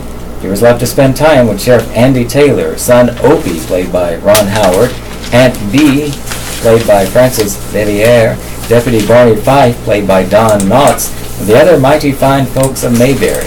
They got to know Andy's girlfriend, Helen Krupp, and Opie's school teacher, Anita Horsott, and Barney's main squeeze, Thelma Lou, played by Betty Lynn, plus Floyd Lawson, the barber, played by Howard McNear, Cousins Gomer and Goober Pyle, played by Jim Neighbors and George Lindsay, Ernest T. Bass, played by Howard Morris, and the town drunk Otis Campbell, played by Hal Smith, who spent a lot of time in jail. Buck becomes expert on Andy Griffith. In a recent interview, Buck noted that Andy Samuel Griffith was born June 1st, 1926, and performed in numerous plays and movies that had captured his heart as Sheriff Andy Taylor in The Andy Griffith Show. Buck became a friendly follower to the star and of the show and has watched every episode multiple times. Through the years, Buck became an expert on the great Andy Griffith, who had humble beginnings in Mount Airy, the only child of Carl Lee Griffith and his wife, Geneva Nunn. When Andy was a baby, his parents were too poor to buy a house, so they lived with relatives. Without a crib or a bed, Andy slept in dresser drawers for several months. In 1929, when Griffith was 3, his father began working as a carpenter and purchased a home in Mount Airy's blue-collar South Side, which was considered the wrong side of the tracks. Buck said that Andy was shy, but music and comedy helped him come out of his shell. While attending Mount Airy High School, Andy discovered the drama program and developed his acting talent. He started singing and was taught to play the trombone and other horns by Ed Mickey, a minister at Grace Moravian Church, who also encouraged him to go to college. Andy attended the University of North Carolina at Chapel Hill with the intention of becoming a Moravian minister, but changed his major to music, became involved with a highly regarded drama group, Carolina Playmakers, and performed in several student operettas. After graduation in 1949, Andy taught music and drama for a few years at Goldsboro High School and also began to write. Andy Griffith's rise to stardom. Buck, who also graduated from Carolina but in 1980, said Andy's big break came when he was offered a role in the popular outdoor drama The Lost Colony, written by Paul Green of Harnett County, a play about Roanoke Island that is still being performed today. From 1949 to 1953, Andy experimented with several parts and finally landed the role of Sir Walter Raleigh, the namesake of North Carolina's capital. Several years ago, Buck's family visited the Outer Banks when he bought VIP passes for wife Katie, son Will, and daughter Cac to the Lost Colony. During that backstage tour, they showed us the costume that Andy actually wore as Sir Walter Raleigh. I told them I just had to touch it. They brought it out for me, Buck said. Buck said in 1955, Griffith starred in Ira Levine's one-hour teleplay version of No Time for Sergeants, a story about a country boy in the United States Air Force. In 1958, Griffith later reprised his role for the film version of No Time for Sergeants. Buck said the movie also featured Don Knotts as a corporal, marking the beginning of a lifelong association between Griffith and Knotts. Griffith gained prominence in the starring role in director Elia Kazan's film A Face in the Crowd in 1957, before his claim to fame as Andy Taylor in The Andy Griffith Show from 1960 to 1968. Buck pointed out that Griffith also portrayed Ben Matlock in the legal drama Matlock that aired from 1986 to 1995. Nothing compares to The Andy Griffith Show, Buck noted. There never has been and never will be a television show that demonstrates the wholesomeness and goodness and happiness that show displayed. Woody Seymour shares memories. Sanford attorney Woodrow Wilson Woody Seymour noted that many people in this area claim Andy Griffith as their friend. The late Gwen Howard McIver, a piano teacher and organist, attended UNC with Andy. They were both in the music program. They kept up with each other over the years. She thought highly of him. Wilson Library at UNC has many of his papers. I got to see them about 15 years ago during an exhibition. Like Buck, Woody has seen every installment of The Andy Griffith Show, all 249 half-hour programs. He noted the episodes never grow old. The principles and essence of the stories are timeless. As a young man, Woody purchased his first piece of memorabilia, an episode guide, to help ensure he hadn't missed any installments. You grew up with the program, he said. You treat it like an important part of your life, and you make sure you've seen every episode. Woody recalled making dinner with his mother as she got older and watching Andy and Opie run down to the fishing pond as the familiar whistled theme song began. It was very special because we did that for several years, Woody said. It was a really good bonding time for us. It was very special to share that program with your family. Woody said millions of people applaud the idea of Mayberry, and many have visited Andy's birthplace in the Andy Griffith Museum in Mount Airy. Mayberry mania thrives in area. Kelly Falk, a dentist in Sanford, says that like most people, I've been watching the Andy Griffith Show most of my TV viewing life. I didn't become a big nut, though, until I met my wife-to-be Robin in grad school at Carolina, a huge AG nut. She and I have been watching AG episodes probably at least 3 times a week for the past 27 years. Robin and I came up with the idea to have our 2 oldest children, our boys, get their first haircuts at Floyd's City Barbershop in Mount Airy. So we made 2 trips to Mayberry and Floyd's to have those first haircuts done. Kelly added, how many people can say that their boys' first haircuts were done by the person whose AG character Floyd was based on? Only a couple of AG nuts. Russell Hyatt, who was the original Floyd, cut Andy's hair. Russell passed away May 3rd, 2016, but Floyd City Barbershop is still flourishing in downtown Mayberry. Members of Buck's Andy Griffith fan club, Woody, Jan, Cashin Tart, and Wayne Staton, are planning another program soon on Live at 9, a weekly interview talk program on WBFT TV Channel 46, based in Sanford. Kelly wants to join them next time. Jan said the popularity of Andy Griffith has brought fame and fortune to his hometown, Mount Airy. The 28th annual Mayberry Days Festival was held recently and attracted thousands of visitors. The multi-day event always features a parade, bluegrass, and country music, and appearances by many actors connected with the Andy Griffith Show. Woody said the show resembled a way of life that resonated with people in the 1950s and 1960s throughout North Carolina. It showed a slower pace of time when people seemed to enjoy spending face-to-face time together, he emphasized. I think those sort of experiences are what the Andy Griffith Show is all about, the way people used to live, and the importance of family, friends, and community about getting through life and problems. The message is timeless, Woody noted. Alexandra Lett lives near Broadway. Contact her at Let's Setterspell, LETTSSETTA spell, at AOL.com or call area code 919 499-8880. She's the author of several books, including A Timeless Place, Let's Set a Spell at the Country Store. Okay, and you are listening to the Southeastern North Carolina Radio Reading Service, a United Way Partner Agency. We broadcast from the campus of Fayetteville State University, and our signal is carried by WUNC Chapel Hill. As a nonprofit agency, we rely on public donations. We request your support to continue our service. When making charitable donations, please keep the Southeastern North Carolina Radio Reading Service in mind. Our post office box number is 35029, Fayetteville, North Carolina, 28303. If you have any questions or comments, please call 910-672-1600 or toll free 1-844-709-5656. Your radio hosts today are Carolyn And Robert. and we are proud to serve you today. And now I'm going to give a little Dear Abby here. Dear Abby, yesterday I was in a retail store with my service dog. The clerk asked me what kind of service dog she was, and I replied, she's my service dog. She kept pressing me to exactly why I have one, so I asked her if she was inquiring about my disability. When she said yes, I politely informed her that federal HIPAA laws protect my right to privacy. She then said loud enough for everyone in the store to hear, I don't know what the big deal is, I just want to know what the dog does for you. Please let your readers know how to be around a person and their service animal. 1. You do not have the right to ask about the person's disability. To do so is rude. Most people prefer strangers to not know their medical condition.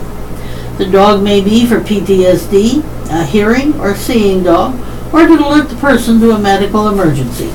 Children and adults, this is number 2, children and adults need to understand that when service animals' jackets go on, the dogs know it's time to go to work, and they take their job seriously. At that point, they are not pets and should not be treated as such. If a child rushes a service dog, the animal may react badly because it is there to protect its person. 3. You may ask to pet the dog, but don't assume it will be allowed. If given permission, the dog should only be scratched under the chin only. Service animals know their place. It's a shame that most people are not as polite. None of your business. Dear NOYB, thank you for sharing this information. According to the Americans with Disabilities Act's website, ada.gov, businesses may ask if an animal is a service animal or ask what tasks the animal has been trained to perform, but cannot require special ID cards for that animal or ask about the person's disability. Sounds good to me. And continuing with Dear Abby, I will soon be married 48 years, but it's not much of a marriage. There's no sex, no touching, no kind and compassionate words, only bickering and arguing. Can't figure out why I'm still here. I have thought about leaving many times. I've written 3 books, and because of it, my husband has ridiculed me. I've also owned and operated 2 businesses. I'm active in the community, which he resents. He's an introvert, while I am an extrovert. He no longer accompanies me to activities, but when he did, he would make snide remarks to people who stopped to chat with us. So I no longer invite him. Help me, please. Sad, Go away. lonely wife. Dear wife, I will try. If you're asking my permission to divorce your husband, I can't give it to you. Instead, I suggest you ask yourself why you have tolerated such a lonely marriage for 48 years and what you feel you have to gain by leaving. As an intelligent woman, once you answer that, I think you will know what to do. Dear Abby, I'm a mother of 2. I share 50% custody of my children with their father. My children also have 2 step-parents. How involved in decision-making should the step-parents be? I value their opinions, but I think I know what is best for my children.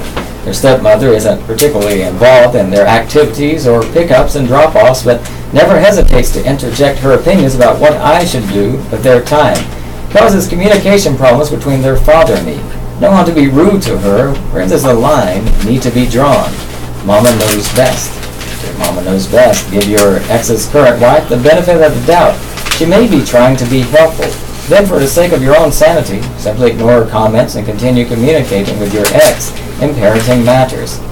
Dear Abby, many years ago, as I was about to graduate from college and began looking for a job, I read a book called Dress for Success. One of the things I remember from it is that a man's tie should be tied to a length that is between the last button of his shirt and the top of his belt buckle. Since the last election, I have noticed that many politicians, our new president included, wear their tie several inches below their belt. Is this a fashion trend or just them being unique? Chris in Washington. Dear Chris, I brought your question to the attention of the Brooks Brothers corporate office and was told that what you read in Dress for Success was correct. That some people wear their ties longer is an individual style decision and not a fashion trend. Okay, now I'm going to do sound off. This is 30, you call in, you have 30 seconds. Disrespectful. I saw where the NFL football players protested by sitting out the national anthem or linking arms, but not wanting to stand for our national anthem. That is so disrespectful to our country and our flag. We are the best nation in the world to live in. If they don't believe that, just go live in North Korea for a while. This is the best country in the world, no matter our faults and flaws. Thanks to Deputy. Thanks you to the Harnett County Sheriff's Department Deputy for helping with the situation at Lafayette Elementary School. Thank you, thank you. On the news, it showed that Mark Zuckerberg of Facebook is announcing that the Russians bought thousands of ads promoting Donald Trump and downing Hillary Clinton. I don't even care about that. If they bought millions of ads, I still would have voted for Trump. Those ads did not make a hill of beans of a difference. Why does the Angier Police Department feel it necessary to run extremely fast through the middle of town where it's 35 miles per hour just to go to a house and stop and stand outside? They don't appear to be, it don't appear to be a real emergency. I have a problem with people wanting to send young kids back to another country even though they were born there. If they're here and they're trying to get an education and they're trying to get their lives together, I don't see why they need to go back. We have good people and had people everywhere, and bad people everywhere. Black, white, Spanish, Indian, whatever, any denomination. It's a free country. God loves us all. He made this world for everybody, and they should be able to stay. And forgiveness. We should forgive people, any race of people, because God forgives each and every day. A new local draw. You need to get a running of the pigs like Spain's running of the bulls. It would make you nationally known and local businesses a lot of money. I was listening to the Democrats about repealing Obamacare, that it was better to keep Obamacare. Evidently, they're not listening to people who I know out there. Their premiums have doubled and quadrupled, plus their deductibles have gone through the roof since Obamacare. The only people who like Obamacare are the ones who are getting subsidies or are able to get on Medicaid. Is there any way that the health department of Raleigh or wherever could put cameras in doctors' offices? Good morning. It's Sunday morning. I'm getting ready to go to church. The church that I attend, the preachers and the ministers and the members always preach and tell you to visit the sick and shut-ins. Well, I've been sick and shut in for quite some time, and no one has ever called to say, "Hey dog, how you doing?" Thanks to the drivers who are using Sheriff Johnson Road. You come speeding down this is to the drivers who are using Sheriff Johnson Road. You come speeding down Sheriff Johnson Road twice, pulling into my driveway. I was almost rear-ended so bad that the person behind me actually swerved to the other side of the road. Slow down. You never know. There could be children in there and you don't even know the lives you are putting at risk. This is to Campbell University students. When you go to cross at the roundabout, look. Many times when you go there, you walk straight across without even looking. Everybody keeps talking about President Trump being sorry. President Trump being sorry. I disagree. I totally disagree with that.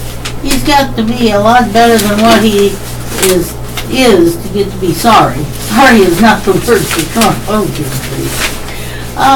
any of you who have a problem with Senator John McCain's vote on health care, I'd like to ask you this question. During the Vietnam War, where were you? Where was your father? Where was your uncle?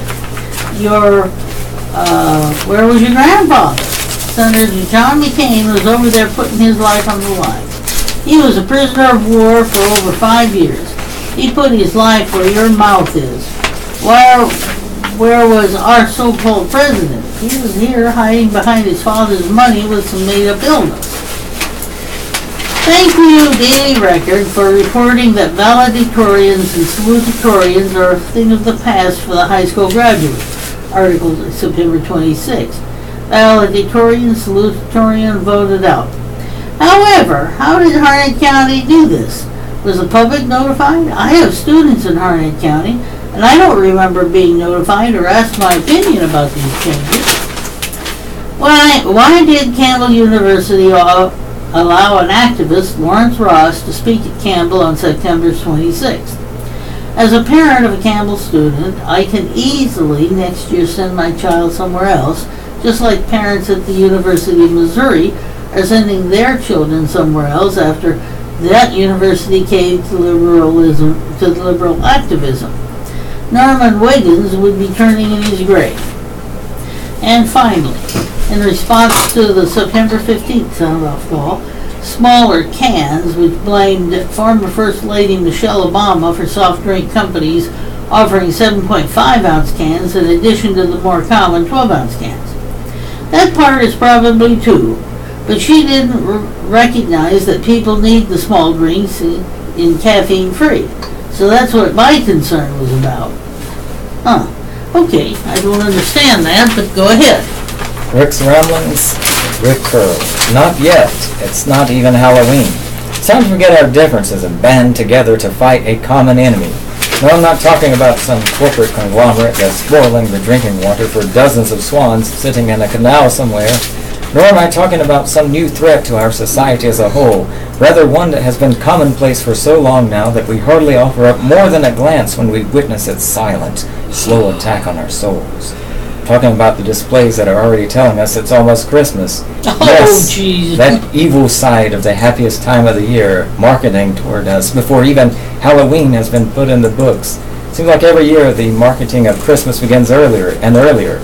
Take this year, for example. We've already begun to see displays of the commercialization of Christmas creeping across our collective world, before the first Halloween candy is handed out to some strange creature that lurks just outside the door. The first smell of turkey in the oven on Thanksgiving has filtered through our noses. We're being told it's time to buy Christmas tree ornaments and wrapping paper. Is there no justice? Can we not first enjoy the benefits of a Thanksgiving turkey and all the trimmings before we begin the annual search for the perfect gift? I realize that corporate greed has usurped Santa Claus as the modern-day symbol of Christmas, but come on, let us have some room to gather our thoughts and be thankful before we begin searching for the ideal gift to give to the neighbor who we would just as soon not even wave at as he climbs on his roof to install his UFO-repelling doodad.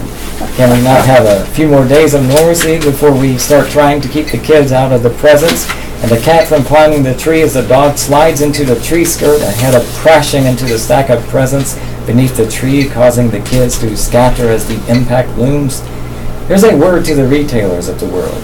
If you see me coming into the store, immediately place a sentry at the edge of the Christmas section, for I'm on a campaign to stand and tell my fellow shoppers of the danger that lies just ahead. Danger of being taken in by the corporate hordes of marketing maniacs who intend to corrupt our souls and pocketbooks one more time. I certainly hope you will heed my warning at least until November 24th, when once again the Black Friday phenomenon takes over our collective souls. In the meantime, stand your ground, resist, and don't become a part of the evil that lurks just beyond the health and beauty aids aisle. Instead, shift your focus to more meaningful and timely areas, such as getting your oil changed or buying the loaf of bread and jar of peanut butter you were there for in the first place. Don't be distracted by the decorations and lights that seem to be calling your name from just beyond the clearance wall. Remember, if we all stand together, we can make it hold off until after we wake up on Thanksgiving night wondering, why did I have that fourth helping of turkey breast and gravy? Rick Curl is a reporter with the Daily Record. You can reach him by calling area code 910-230-2037 or email him rcurl@mydailyrecord.com. Oh, excuse me. I remember in the 50s reading a science fiction short story, about Christmas being all year round. On December 26th, they started the push for Christmas again. It was the hero was a guy who worked for a store. And of course the heroine was a lady who didn't believe in Christmas shopping, but believed in Christmas. Tar Heel editor, now I'm going to do editorials from other newspapers. Tar Heel editors speak out. Headlines hint, this is from the Salisbury Post. Headlines hint at the lasting effects of today's opioid crisis. Addicts put not only their own lives at risk, they also endanger their children. The trauma and upheaval this brings into young lives can derail their development and set them on the wrong path. A household in the grip of addiction is a household where children are being neglected at best and abused at worst. The opioid crisis continues to snowball, and it threatens to snowball right into another generation. We can't let that happen. Now from the Carteret County News-Times. Some liberals are spouting hatred for Republicans and Trump supporters. Greg Morelli, owner of Max's Deli in Highland Park, Illinois, near Chicago, tweeted, "As soon as I heard the Las Vegas shooting was country music, I felt relief. White people shooting white people isn't terror, it's community outreach." His tweet, deleted, spurred a backlash, prompting him to apologize. He received death threats, called to boycott his business, and dozens of one-star reviews on Yelp. Illustrating his leftist political leanings following the shooting, former CBS News anchor Scott Pelley questioned whether the Las Vegas massacre was foreseeable, predictable, and to some degree self-inflicted. In a campaign of demonization and dehumanization of Republican and Trump supporters, the deplorables, the liberal left, just can't accept the fact that their candidate had no message and foundered, and she and they lost the election. Next one, General Motors announced 2 electric vehicle lines that the company will produce in the coming 18 months. GM said it will have more than 20 electric or hydrogen cell vehicles on the roads by 2023. We expect other manufacturers will follow with similar plans. As technology creates longer-lasting batteries for electric vehicles, the public will speed its adoption of the cars, and soon light trucks too. Once electric cars can roughly drive more than 200 miles on a single charge, an advance that isn't far away, we can expect a broad customer embrace of the technology.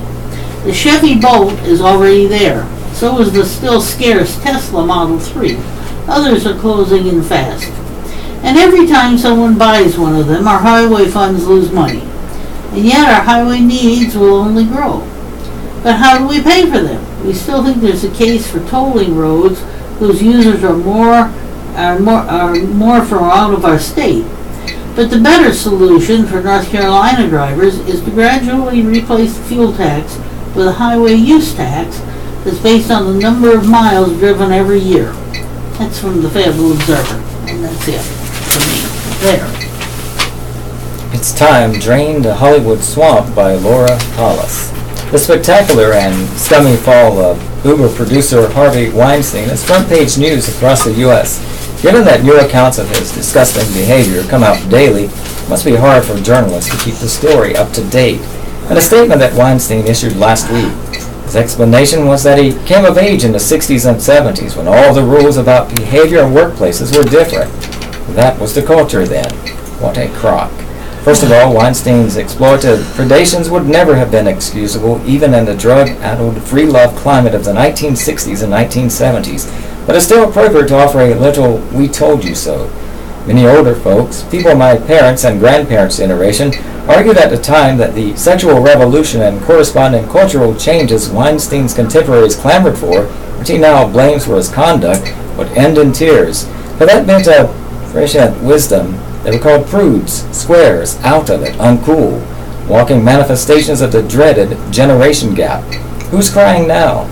Even more telling than Weinstein's implausible defense is the pathetic penance he offers.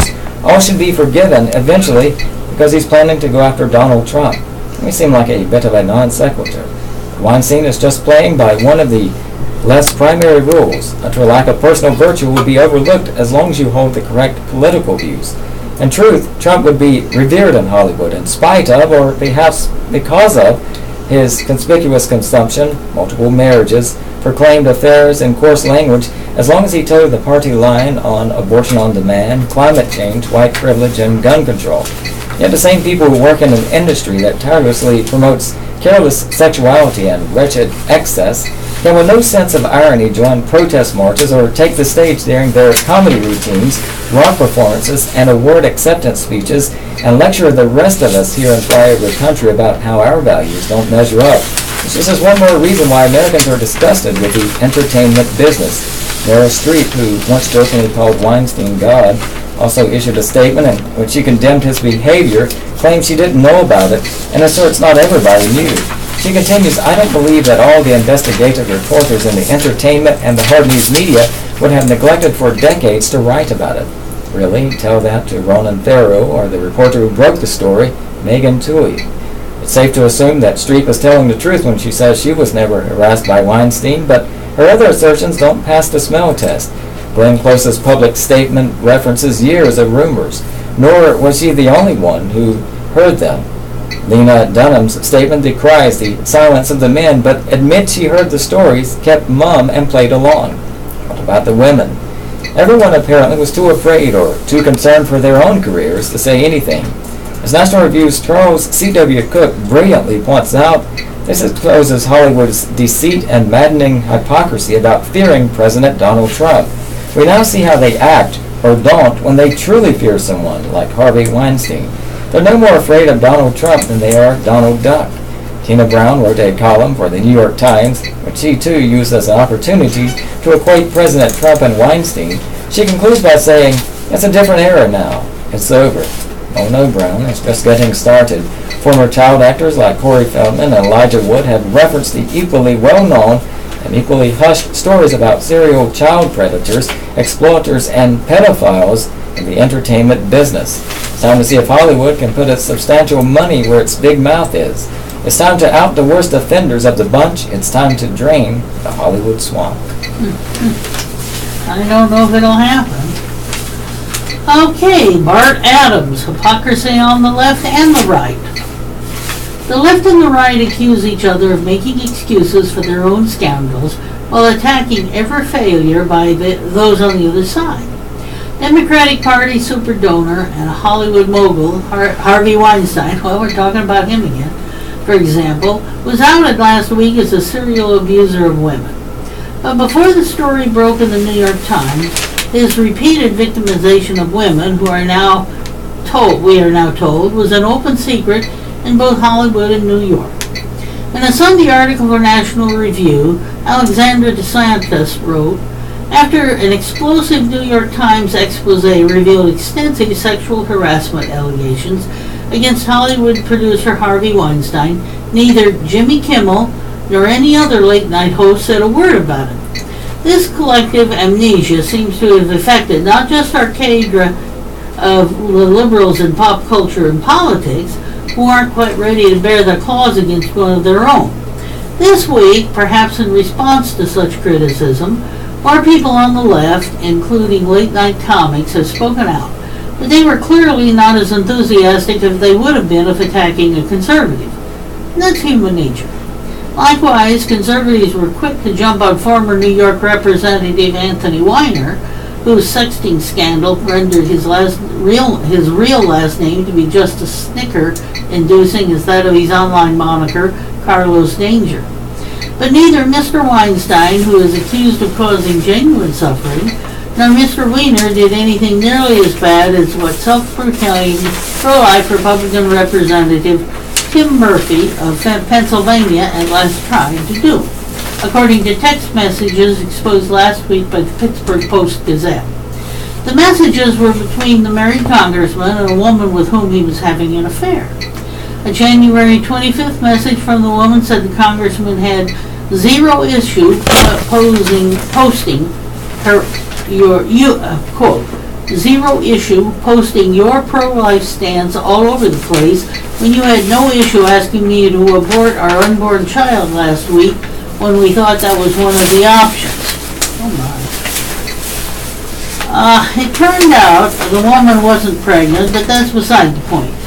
I've looked all over for a statement for Representative Murphy denying that he has to have his own child killed, but have not found one. He did, however, deny sending out anti-abortion messages. According to the Pittsburgh newspaper, a text response from Representative Murphy's cell phone number that same day said his staff wrote the anti-abortion message. I've never written them. Staff does them. I'd read them and winced. I told staff, don't write any more. I will. I haven't read the messages that made the congressman wince, but he is a member of the House Pro-Life Caucus. He even co-sponsored a bill to ban most abortions later than 20 weeks after a child's conception. So why would he be uncomfortable with statements defending life? This sounds oh so judgmental, but maybe it's because his pro-life talk didn't jive with his pro-life walk. Fortunately, his political career is over. Last Thursday, he announced his resignation from the House, which will be effective October 21st. A congressman is not as visible as a Hollywood producer, so Representative Murphy's fall wasn't covered as extensively as Mr. Weinstein's. That means it's hard to tell if conservatives were as quick to criticize their own card as they would their own cad as they would a Democratic cad. Most likely, at least a little hypocrisy was at play. When it comes to politics, that seems to be human nature. Contact Bart Adams at 910-230-2001 or BAVAMS@mydailyrecord.com. Former Angier investigator sworn in as U.S. Attorney. The man who was chosen to investigate issues in Angier has been chosen as one of North Carolina's top prosecutors. Robert J. Higdon, Jr., formerly of the Raleigh law firm Williams Mullen, was sworn in as U.S. Attorney for the Eastern District of North Carolina. His oath of office follows a nomination by President Donald Trump in August and confirmation by the United States Senate on September 28th. He was given the oath by Chief United States District Judge James C. Dever, according to a press release from Mr. Higdon's office. It is an honor and a privilege to serve the people of the Eastern District of North Carolina as United States Attorney, Mr. Higdon said. I am grateful to President Trump for this opportunity, and I want to thank Senators Richard Burr and Tom Tillis for their strong support through the confirmation process. Harnett County residents will remember Mr. Higdon as the attorney hired by the Angier Board of Commissioners to investigate the possibility of an emotion hearing against Mayor Lou Weatherspoon. He also conducted an investigation into what the commissioners termed personnel issues among the town employees. The results of the investigation failed to establish grounds for the emotion or removal from office of the mayor. Instead, the report offered criticism in several areas and did not recommend moving forward with the proceedings. Mr. Higdon, who spent 24 years as a federal prosecutor handling high-profile cases among others, was the co-lead counsel in the prosecution of former U.S. Senator and former presidential candidate John Edwards. Learn how to turn compost with worms. Horticultural agent to have a workshop October 28th. See, and you can still get in with that. Interested in learning how to turn food scraps and kitchen waste into a rich soil amendment for your garden? Join Horticultural Extension Agent Matt Jones and the Harnett County Extension Master Gardener volunteers with a free workshop on composting with worms. The workshop includes a lecture about the biology of red wigwam worms, how to feed and care for them, maintaining worm bins, how to harvest worm castings, that's a good word, and how to incorporate worm castings to improve garden soil. The workshop will be held on Saturday, October 28th from 9 to 10:30 a.m. at the Harnett County Agricultural Center in Lillington. Register online at, oh my, this is a long one, http:// go.ncsu.edu/HarnetWorms1017 or by calling the Harnett County Extension Office. For accommodations for persons with disabilities, contact Matt Jones at 910-893-7530. And I guess that's it. That concludes our reading of the Dunn Daily Record and the Rayford News Journal. Stay tuned for an hour of Raleigh programming, then enjoy Off the Bookshelf at 4 p.m. You can hear a rebroadcast of this program at 7 p.m. on Saturday. Your radio hosts today have been Carolyn And Robert? and we've enjoyed being with you this afternoon. Thank you for tuning us in. Have a wonderful day.